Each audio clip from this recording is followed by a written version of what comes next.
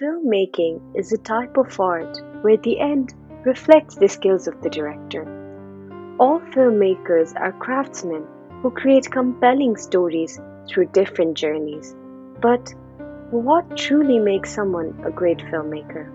Satyajit Ray is one name which will remain in the list of the greatest filmmakers of all time. His work has revolutionized Indian film narratives. His modern style of storytelling back in the 60s has been reaching to the hearts and minds of audiences for several decades.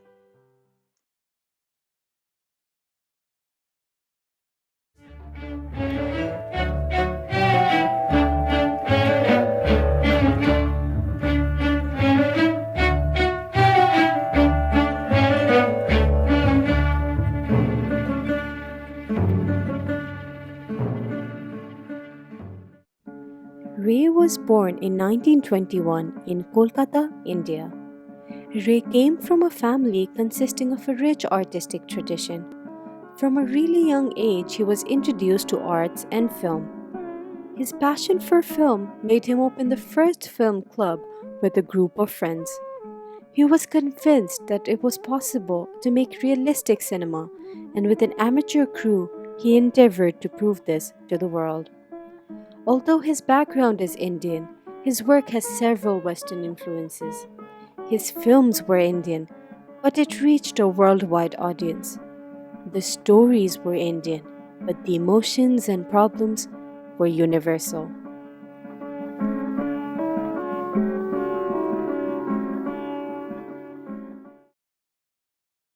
Ray's first film, Pothir Pachali, was an amateur production. He borrowed a 16 mm camera and shot in harsh conditions and poor lighting.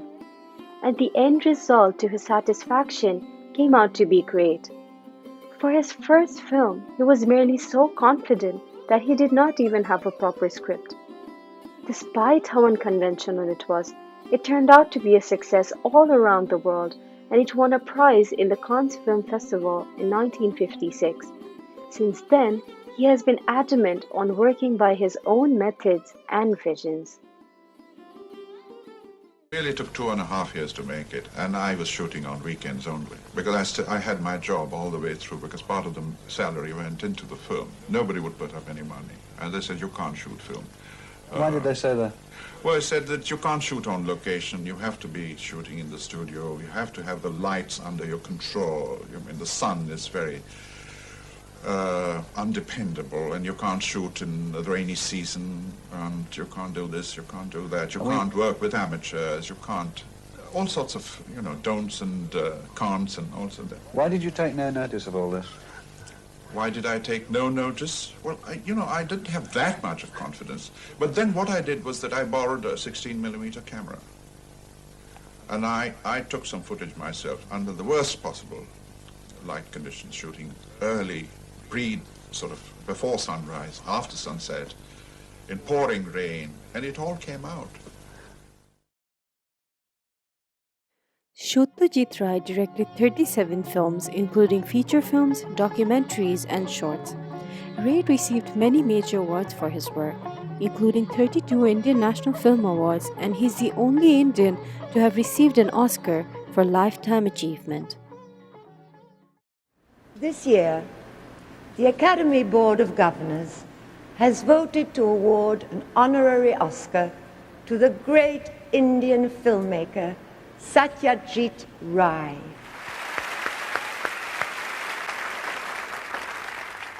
Well, it's been an extraordinary experience for me to be here tonight to receive this magnificent award, certainly the best achievement of my movie-making career.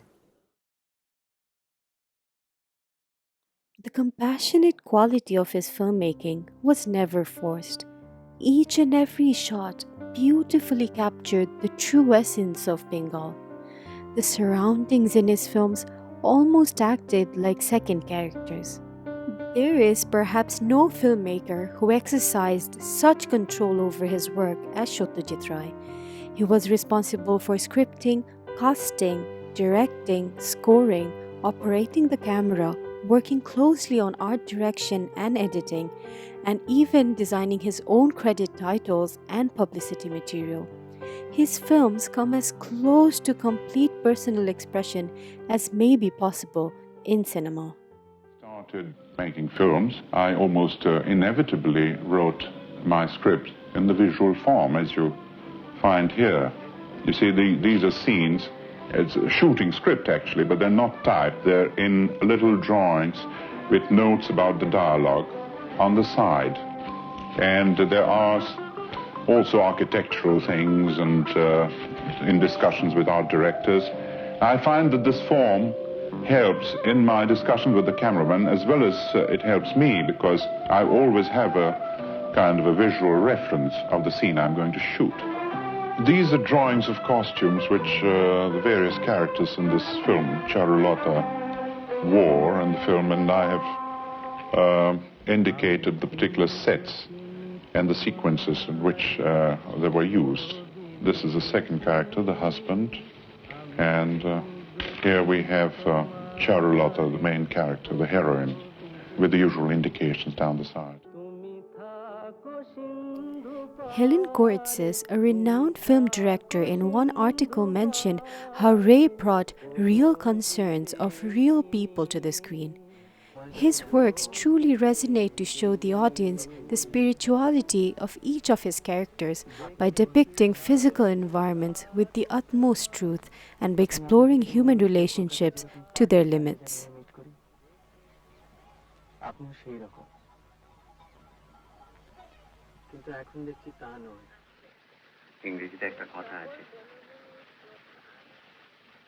A woman's place is in the home. তুমি বিশ্বাস করো? আমি ভয়ানক conservative, বাবার মতো। ঘরের বউ should stay in her ঘর and not বিচরণ।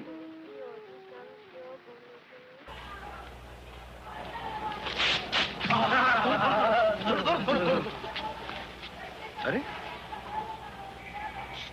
এ কি সোমনাথ নাকি? কেমন আছেন বিশুদা? বড় আনসিভিক কাজ করে ফেলেছি ভাইয়া, দেখি পেছনটা। না ঠিক আছে ঠিক আছে, কেমন আছেন বলুন। আগে পানটা খেয়ে নি, তারপর বলছি সব। এসো, তুমি আমার সঙ্গে এসো। কি করে থাকবে? আমি কি নিজে কখনো চাকরি করেছি? যে জিনিস হাতে নেই সেই জিনিস হাতে থাকবে কি করে ভাইয়া? দেখে শুনে চলো হে, সর্বত্র পিটফল, রাস্তার তিন অবস্থা, bad, very bad, very very bad.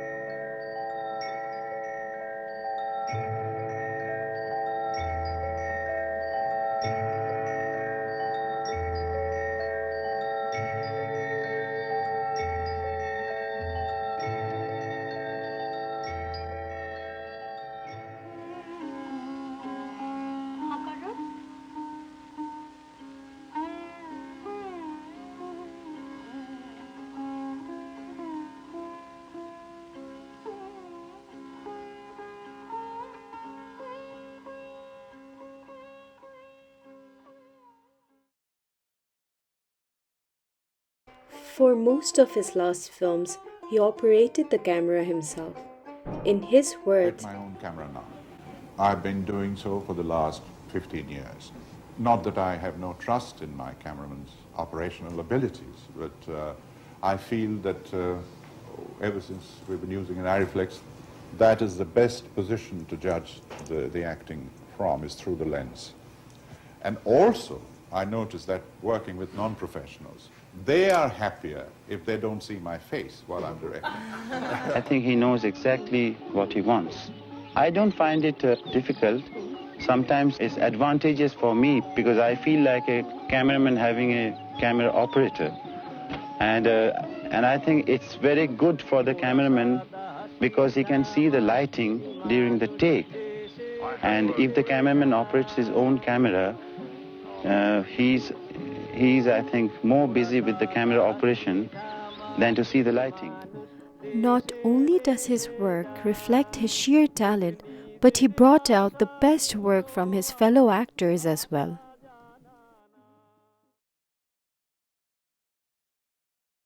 If an actor has a very, very large part, like, for instance, Oppo in the trilogy, or let us say Pratidwandi, the main actor, who is throughout the film, or with Chabi Babu in Jalshagar, and in many of these films which are dominated by one or two or three characters, I usually, they're naturally given the script well beforehand, so they have time to learn their lines. And in addition to that, if they show an interest in discussing the part with me, to find out the motivations, to be more clear about how it should be played, I'm perfectly willing to oblige them, and I do that. We have sessions I have had sessions with various actors. Mr. Ray is wonderful to work with because he is very patient.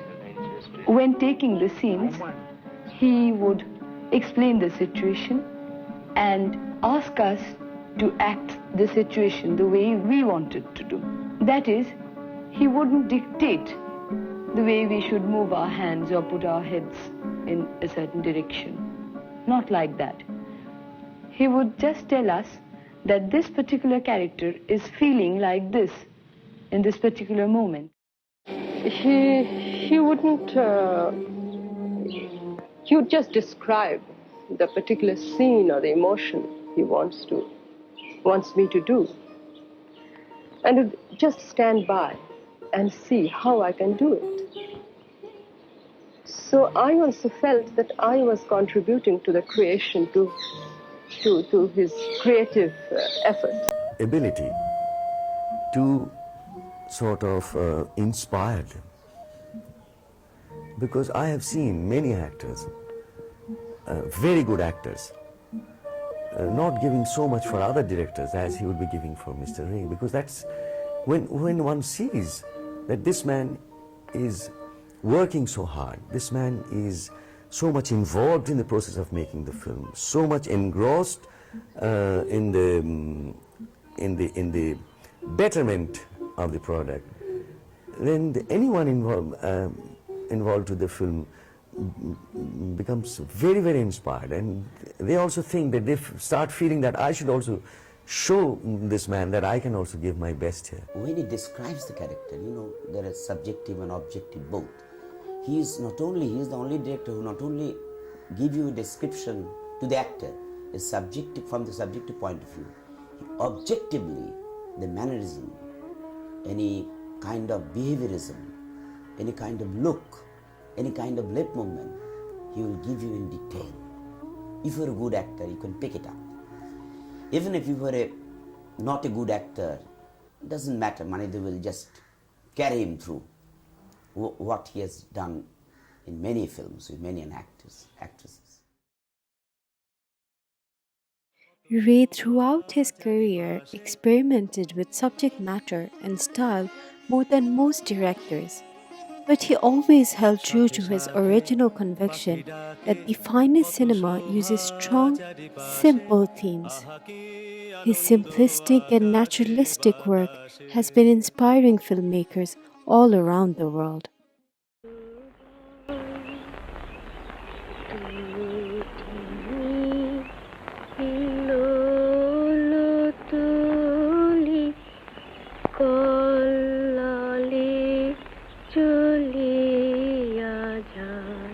Grammar, the use of cinematic grammar was so sophisticated, so extraordinarily well thought out and well worked out. Like this little film too that I just saw. There's so many things in it that I would, if I'm watching that, I said, how did he suddenly think of doing something like this? Quite unexpected in the manner in which he would choose to shoot images and put them together. Now that quality that he had, this wonderful way, and the economy with which he used cinema language, as it were, was absolutely impeccable.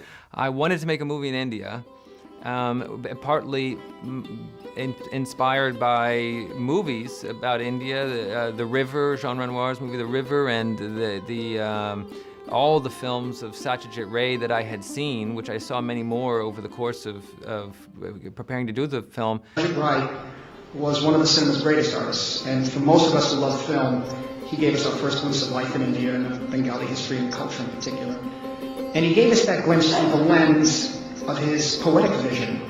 The word poetic is used to describe filmmakers very often, but in Rai's case, it's especially meaningful. I just think of some of the pictures I saw in the late 50s, early 60s, Devi, Charulata, and forgive my pronunciations. The Music Room are my favorites. The Oprah Trilogy, Mahanagar, Big City, that is, and The Middleman, Two Daughters, and it goes on and on, I mean, just a few. All these have moments where the distinction between poetry and cinema, just dissolves. His films opened my mind and inspired me, and I know they did the same for a lot of other filmmakers around the world, people like Kurosawa. Movie, we are trying to show his films because, well, he's one of the top filmmakers of all time, one of the few masters, and that's because he manages to create something very universal through very little means and very little stories. So, I mean, I think his films, even if they have a completely different meaning for Indian society, they are very accessible for Western society. So, I mean, everyone should go through the experience of watch at least the Apu trilogy once in her life. Yeah. Like that, you know, the little details that he used and with very telling effect. His economy in storytelling was something to, one has to learn, because he could make a scene give a great deal of information, one scene or even one shot. I think the extraordinary thing about Manik, as I've been allowed to call him since I've been here, is that he performs so many of those functions. He writes the screenplay, he composes the music, he directs it, he operates the camera, he half lights the set. Certainly he works with the light and cameraman in such detail that any source of light or change that he wants, he gets. He edits his own films, almost as Chaplin did.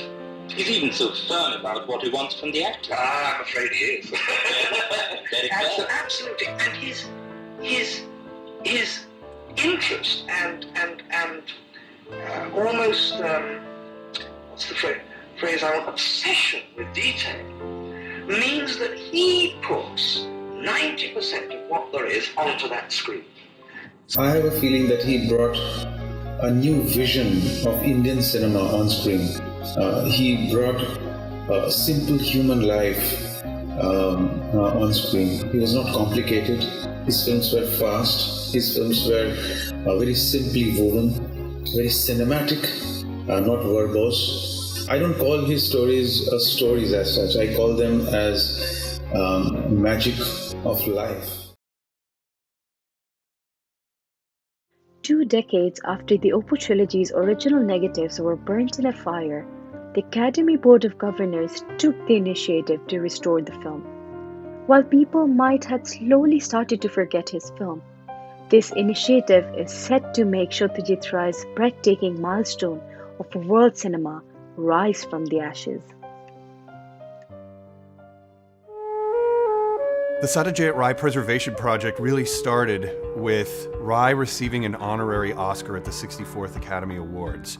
The producers who put together that telecast had a lot of difficulty in assembling the clip package. The prints they found were beat up, scratched, mangled, missing sections. So a coalition of the Academy and nonprofit foundations started an effort to preserve Ray's films.